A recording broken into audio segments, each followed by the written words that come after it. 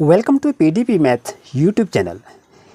Today in this video you will see the questions which were asked in the railway examination, and all these questions are important for all upcoming competitive exams.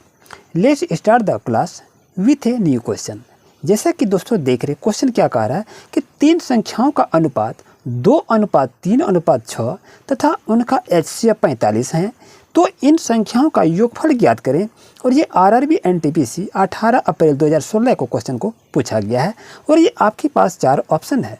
तो दोस्तों इसका answer कैसे solution करेंगे, चलिए इसको देखते हैं। जैसा कि देख रहे हैं यहाँ पर क्या है, तीन संख्याओं का अनुपात 2:3:6 दिया हुआ है।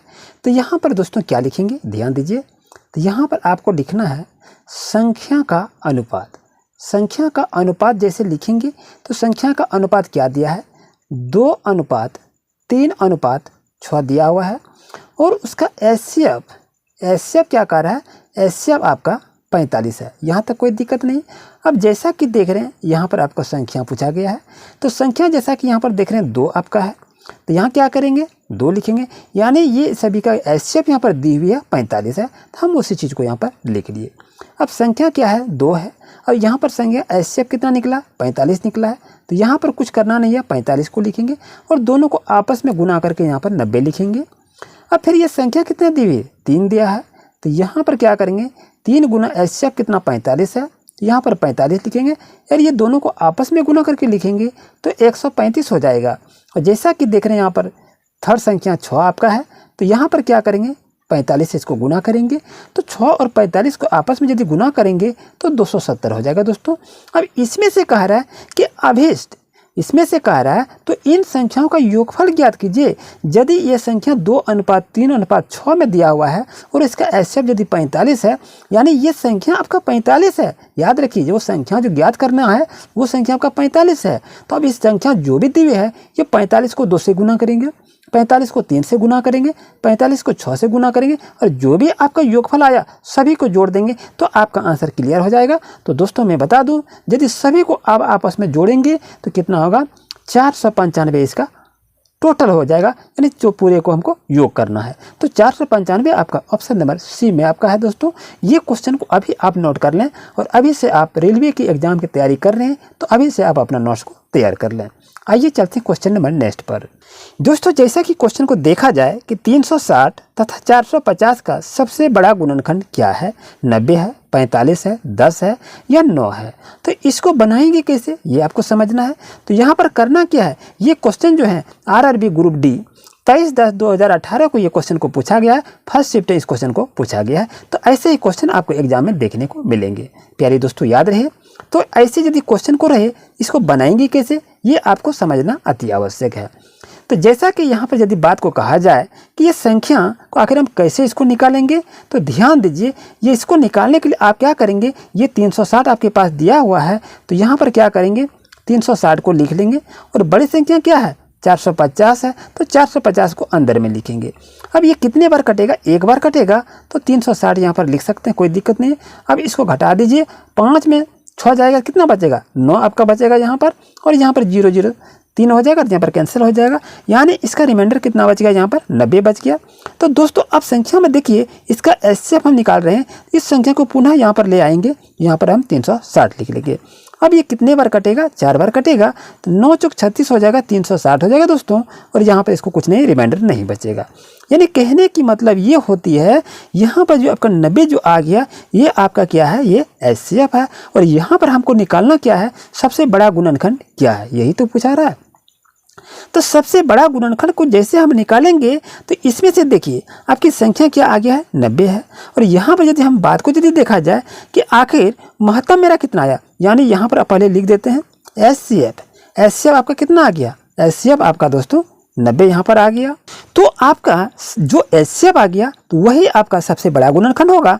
तो ऑप्शन नंबर 1 दोस्तों आपके लिए सही रहेगा। और ये क्वेश्चन जो यदि देखा जाए तो ये RRB NTPC 29/3/2016 को इस क्वेश्चन को पूछा गया है, शिफ्ट 3 में से।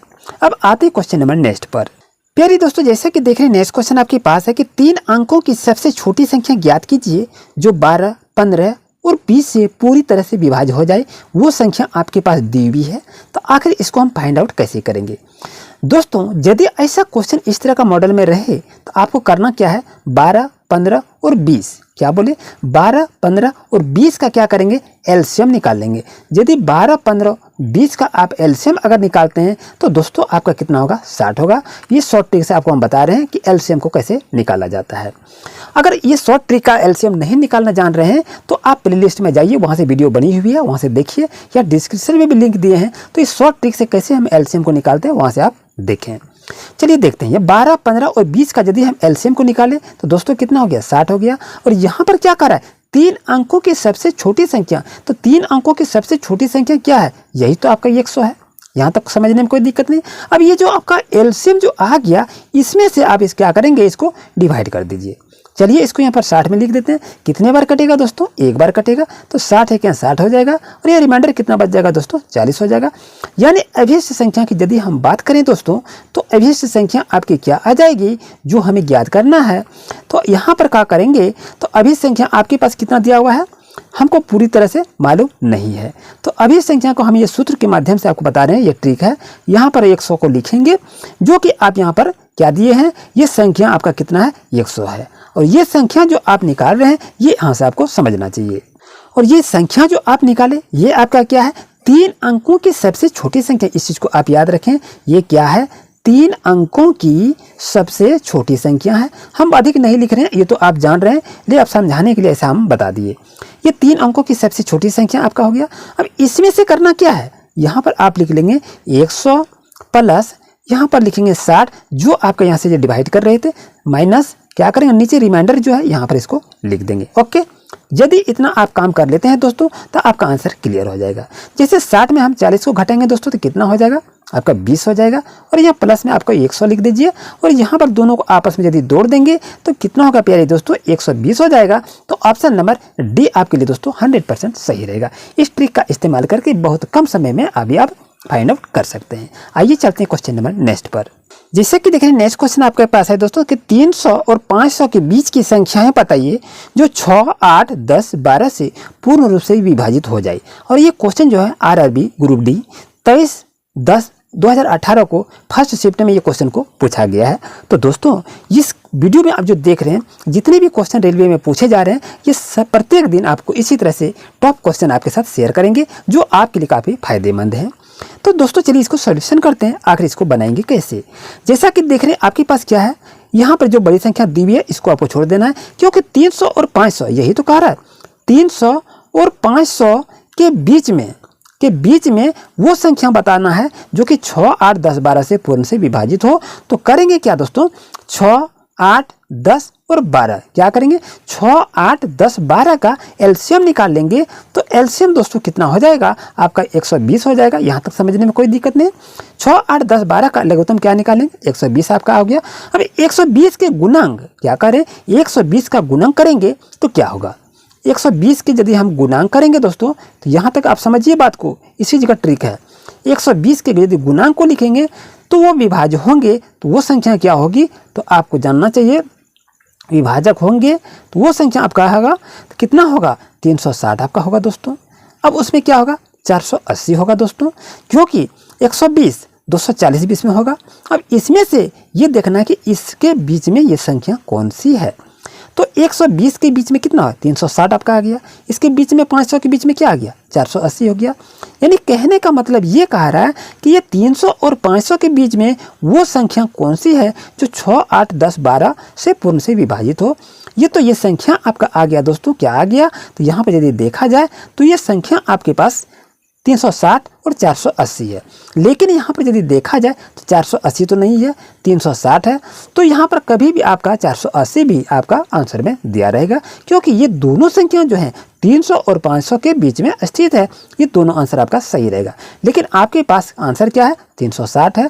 तो 360 में यदि हम देखेंगे तो 6 से भी ये कट जाएगा, ये 8 से भी ये कट जाएगा, 10 से भी कट जाएगा, ये 12 से भी कट जाएगा। यानी पूर्ण रूप से ये विभाजित हो जाएगी ये संख्या, और 480 जो है ये भी संख्या कट जाएंगे। लेकिन ये इसमें तो दिया हुआ नहीं है, तो यानी ऑप्शन नंबर डी बच्चों आपके लिए दोस्तों सही रहेगा। जैसे कि देख रहे प्यारे दोस्तों, नेक्स्ट क्वेश्चन आपके पास है, उस संख्या को ज्ञात करें जो 240 से 30% अधिक है। तो आपके पास ये इस तरह से 4 ऑप्शन रहेंगे। और ये क्वेश्चन जो पूछा गया है आरआरबी ग्रुप डी में क्वेश्चन को पूछा गया है दोस्तों। कब पूछा गया? 31/10/2018 को शिफ्ट 2 में ये क्वेश्चन को पूछा गया है और ये क्वेश्चन ये लगातार पूछे जा रहे हैं, तो इस चीज़ को आप तैयार कर लें। जैसा कि देखने क्या करा, 240 से 30% अधिक है, यही तो कह रहा है। तो यहाँ पर क्या करेंगे, 240 का मैंने आ गया यहाँ 30% अधिक है, तो नीचे में हम क्या करेंगे, प्रतिशत मैंने 100 होता है और 30% अधिक है, तो यहाँ पर क्या करेंगे 130 लिख देंगे। बात को समझिए, 240 से ये 240 से हो गया, 30% अधिक है यानी 100, ये परसेंट आपका हो गया और ये इसमें 30% का रहा है यानी 130 हो जाएगा दोस्तों। चलिए अब जैसा कि देख रहे हैं यहाँ इसको कैंसिल करेंगे, ये भी आपका कैंसिल हो जाएगा। अब आपके पास बच गया दोस्तों क्या, अब देखिए 24 और 13 बच गया। 24 और 13 को यदि आपस में गुना करेंगे तो कितना हो जाएगा दोस्तों, 312 हो जाएगा। तो ऑप्शन नंबर देखिए, ऑप्शन नंबर ए दोस्तों आपके लिए सही रहेगा। ये ट्रिक कैसा रहा, और इसी तरह से लेटेस्ट अपडेट पाने के लिए अभी चैनल को सब्सक्राइब करें दोस्तों और वीडियो को लाइक जरूर करें। आते हैं क्वेश्चन नंबर नेक्स्ट पर। जैसा कि देख रहे हैं प्यारे दोस्तों, क्वेश्चन आ गया है, किसी संख्या का 108% 189 है, तो वह संख्या क्या है? 200 है, 175 है, 190 है या 180 है। ये आरआरबी ग्रुप डी 31/10/2018 को क्वेश्चन को पूछा गया है ये क्वेश्चन को।